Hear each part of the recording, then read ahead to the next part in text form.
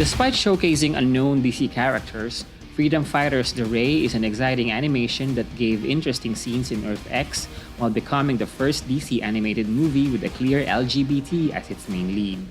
The Nazi versions of Supergirl, Flash, and Green Arrow are more than the viewers expected, and they did not fail in giving the audience the what-if sensation that the movie was aspiring for.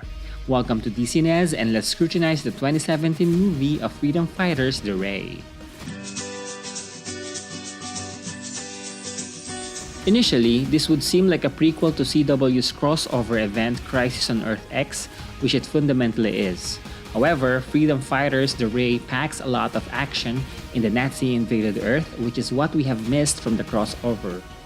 Despite making the Ray as the central focus of the story, it presented new characters such as Black Condor, Phantom Lady, and Dollman, and exciting Nazi versions of Arrowverse heroes such as Overgirl, Black Arrow, and Blitzkrieg of the New Reichman. Like Vixen and Constantine's City of Demons, this movie is an extension of the Arrowverse and was originally aired as a web series on the CW seed. The movie starts with amazing fight sequences between the Freedom Fighters and the Reichman. The Freedom Fighters did their best to overcome Overgirl's team, but they were soon overpowered and Vive had no choice but to send Ray and Red Tornado's Cortex to Earth Prime.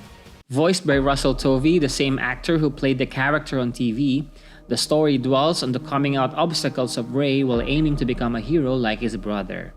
Ray starts out as a guy who's mild-mannered, somewhat impervious to conflict, and has yet to confess to his parents that he's gay. Over the course of the movie, he comes into his own when a dying Earth X doppelganger transfers the powers to him to become a metahuman. In this movie, Ray is much cooler and more powerful than when he appeared in TV, where he didn't get the chance to showcase a lot of his capabilities.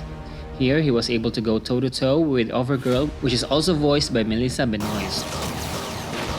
Earth X is an alternate Earth, which is Nazi-dominated, complete with Nazi versions of the Justice League, with Supergirl having two S's on her chest and the Flash with two lightning bolts side by side.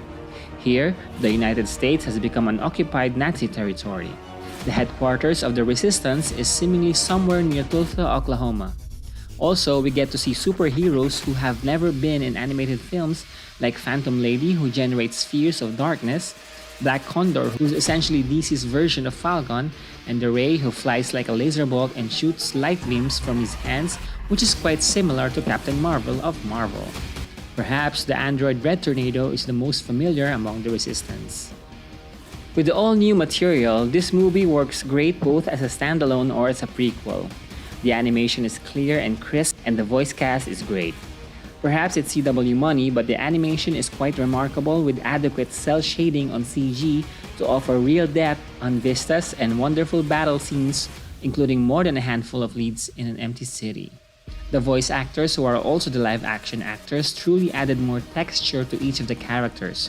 Watching this makes anyone curious of the untapped potential and eventually hoping for more follow-up stories in the future.